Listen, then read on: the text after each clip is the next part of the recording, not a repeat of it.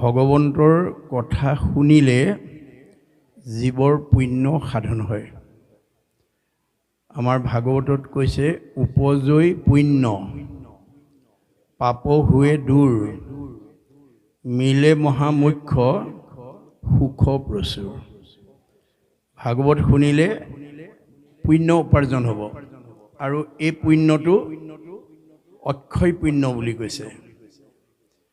আপোনালোকে এই দুটা দিনৰ অনুষ্ঠানত সহযোগিতা আগবঢ়াই যিসকলে ভাগৱত শ্ৰৱণ কৰিছে, কীৰ্তন কৰিছে, সেৱা কৰিছে, দৰ্শন কৰিছে, তেওঁলোকৰ অক্ষয় পুণ্য হ'ব আৰু এই পুণ্যটোৱে আপোনাক জীয়াই থকা কালত সুখ আৰু ভোগৰ সুবিধা দিব, ভোগ দিব আৰু মৃত্যুৰ সময়ত আমাক জীৱৰ সৎগতি পথত ইন্ধন যোগাব। কৃষ্ণ কথা নুশুনা কোনো জীৱ সংস্কাৰ হ'ব নোৱাৰে। যেনেকৈ মলি কাপোৰ এখনত চাবোন চাৰ্ফ নিদিলে কাপোৰখন পৰিষ্কাৰ হ'ব নোৱাৰে, ঠিক তেনেকৈ কৃষ্ণ কথা নুশুনা জীৱ সংস্কাৰ হ'ব নোৱাৰে। কৃষ্ণ কথা শুনিলে আমাৰ জীৱ ইমান নিৰ্মল হ'ব যে প্ৰয়াণৰ সময়ত ই ৰকেটৰ দৰে এই পৃথিৱীৰ উপৰিভাগৰ যি বায়ুমণ্ডল, যাক বিজ্ঞানে 3টা স্তৰত ভাগ কৰি দেখুৱাইছে, ট্ৰপস্ফিয়াৰ, ষ্ট্ৰেটোস্ফিয়াৰ আৰু আইনস্ফিয়াৰ। আইনস্ফিয়াৰক বৈতৰণী নদী বা সাগৰ বুলি কোৱা হৈছে। ঈশ্বৰ কৃষ্ণৰ কথা শুনা জীৱ ইমান নিৰ্মল হ'ব, প্ৰয়াণৰ সময়ত ৰকেটৰ দৰে এই 3টা লেয়াৰ ভেদ কৰি বৈকুণ্ঠত অৱস্থান কৰিব আৰু পুনৰ ঘূৰি আহিব নালাগে।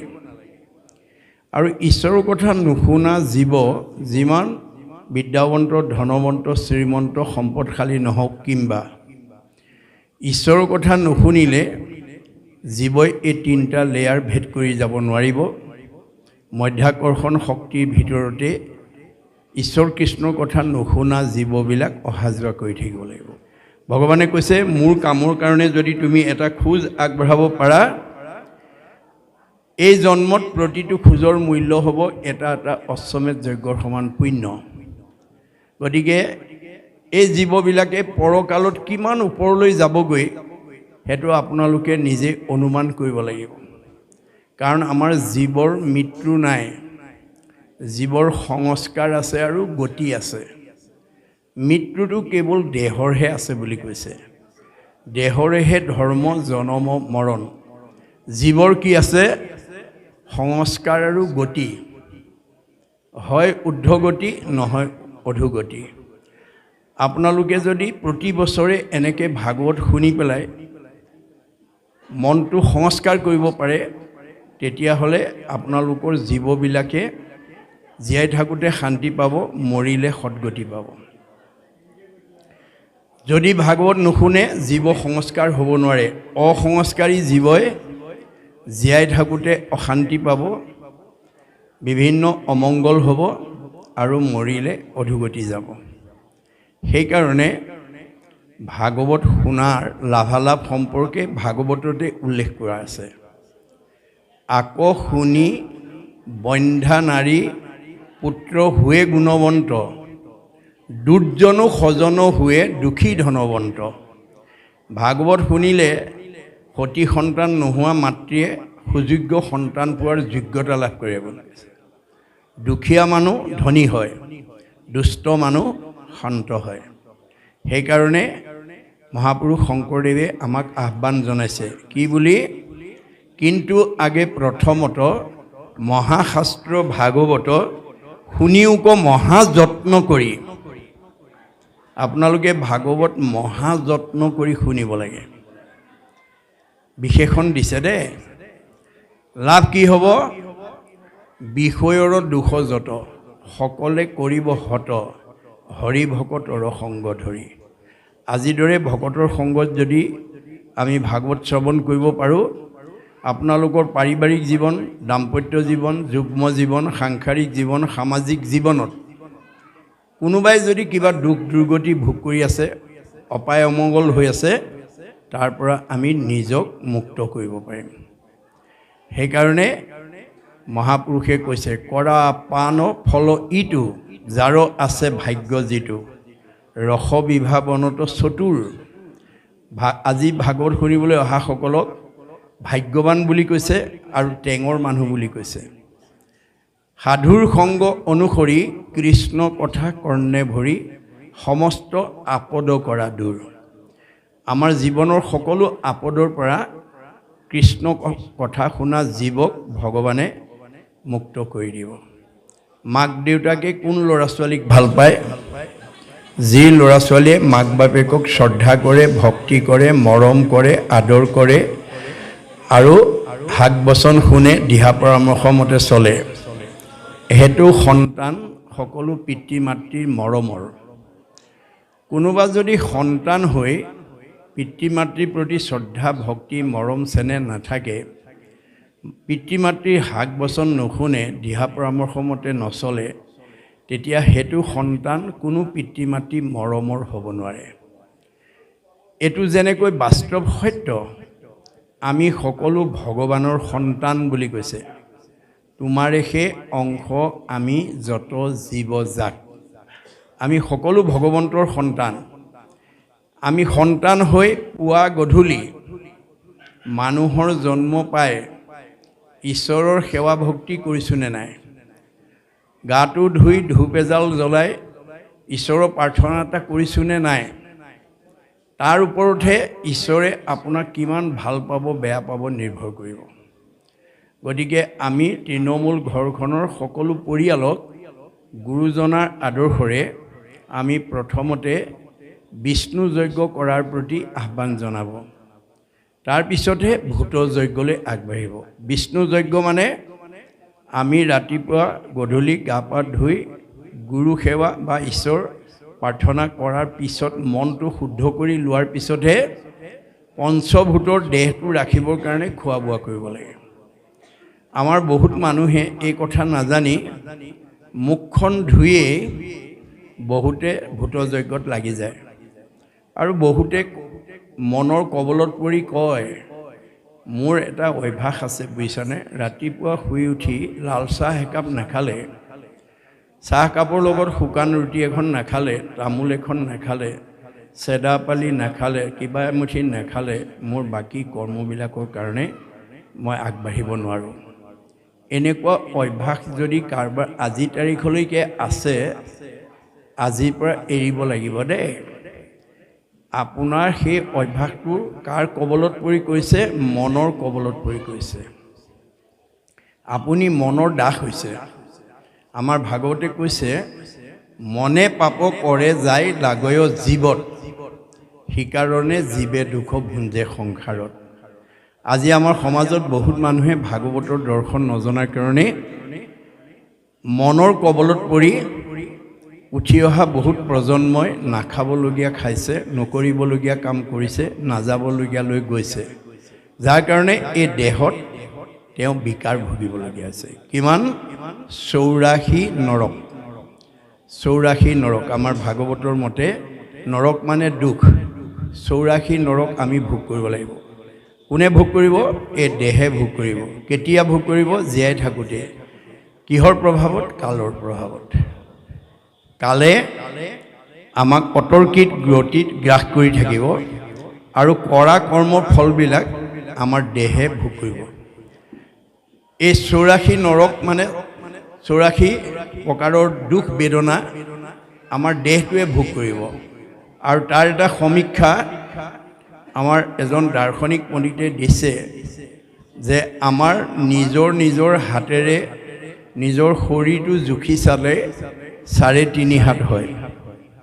এহাতত 24 আঙুলকৈ থাকে, 3 হাতত 72 আঙুল, এবেগেটত 12 আঙুল, 72 12 84 আঙুল দেহত, অৰ্থাৎ নখচন্দৰ পৰা কেশলৈকে, অৰ্থাৎ নখ চুকুৰা হৈ নখ মৰাৰ পৰা ধৰি চুলি সৰা উপনি উফি হোৱালৈকে আমাৰ বাকী দেহত অৰ্শ, গোলম, পিত্ৰ, কেঁচুমূৰীয়া, মূৰৰ বিষ, পেটৰ বিষ, দাঁতৰ বিষ, কঁকাল বিষ আদি ৰোগ ভোগ কৰিব লাগিব। গতিকে আপুনি নিজৰ শৰীৰটো ৰোগমুক্ত কৰিবলৈ হ'লে ভাগৱতৰ নীতি নিয়ম মানি চলিব লাগিব। ভাগৱতত 8 প্ৰকাৰ সদাচাৰৰ কথা উল্লেখ আছে।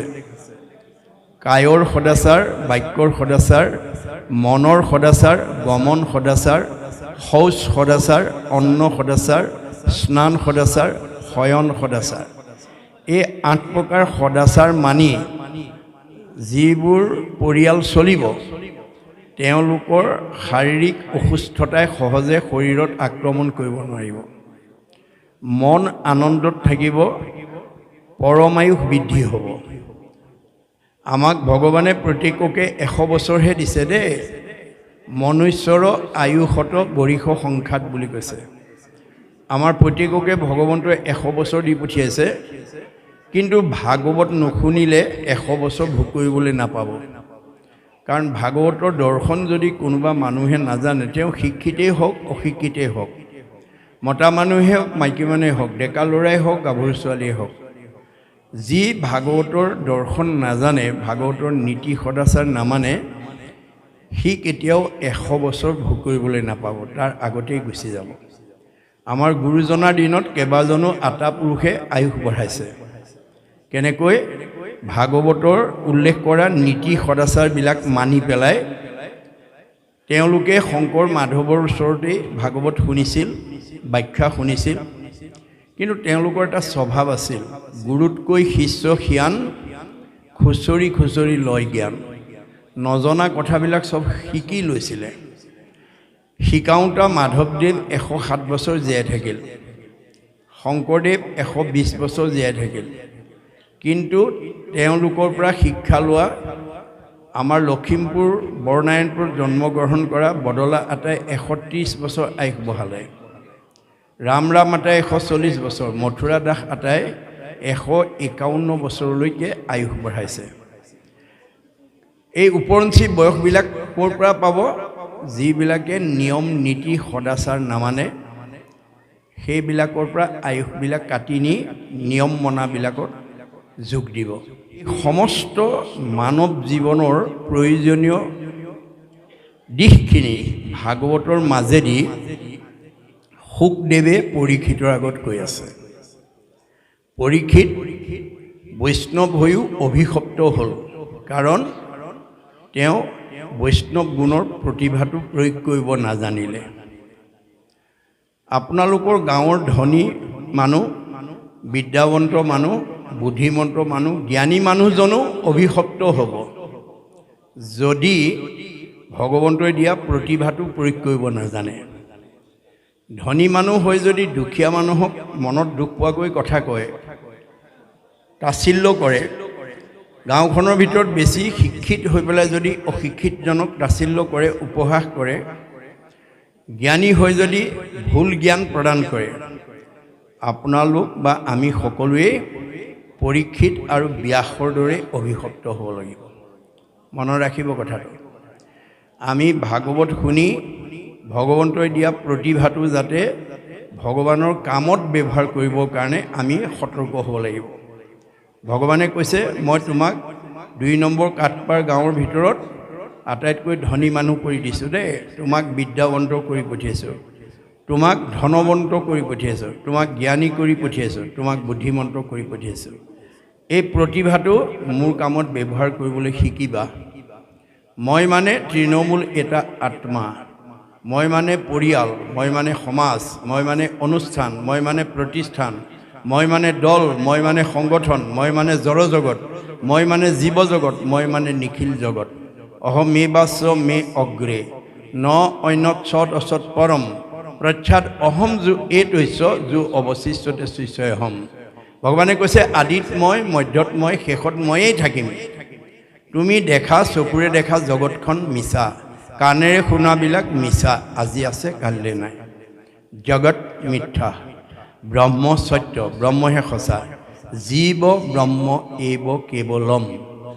আপোনালোকে ভাগৱত শুনি তৃণমূল এটা আত্মাৰ পৰা পৰিয়াল, সমাজ, অনুষ্ঠান, প্ৰতিষ্ঠান, দল, সংগঠনক আপোনালোকে আগবঢ়াই নিয়াত নিজৰ প্ৰতিভাটো প্ৰয়োগ কৰিব। তেতিয়া ভগৱানে আপোনাক আৰু প্ৰতিভাৱান কৰিব। য দদাতি চ প্ৰাপ্নতি, যি মোৰ কাৰণে দিব সি মোৰ পৰা পাব। গতিকে আপোনালোকে ভাগৱত শুনি এনেকুৱা এখন ঘৰত বাস কৰিব লাগিব, এনেকুৱা এটা পৰিয়ালত বাস কৰিব লাগিব,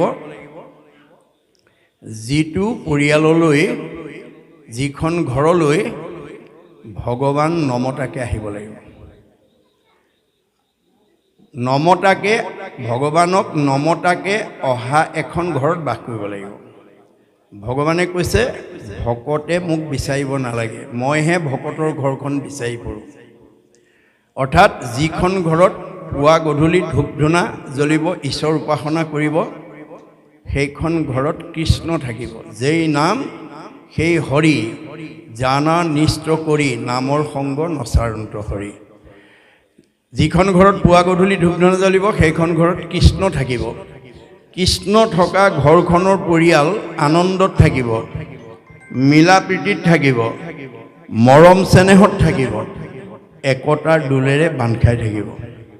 আৰু যিখন ঘৰত সেই নীতি সদাচাৰ নাই, ঈশ্বৰ ভক্তিৰ ব্যৱস্থা নাই, সেইখন ঘৰলৈ কোন আহিব? ভাগৱতৰ দ্বাদশ স্কন্ধত কৈছে, শ্ৰৱণ কীৰ্তন জড়িত কৃষ্ণৰ নকৰে, তৈতেষে ৰাক্ষসীগণে বিঘিনি আচৰে।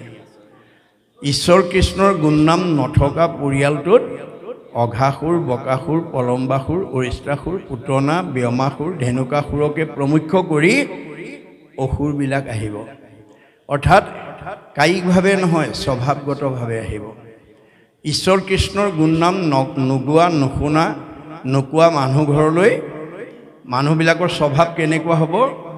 খঙাল, ঈৰ্ষাপৰায়ণ, অসন্তোষীয়া আৰু কলহপ্ৰিয়, কাজিয়া পেচাল কৰি ভাল পাব। সেইখন ঘৰৰ পৰিয়ালত মিলা প্ৰীতিৰ অভাৱ হ'ব। মনত ৰাখিব কথাটো।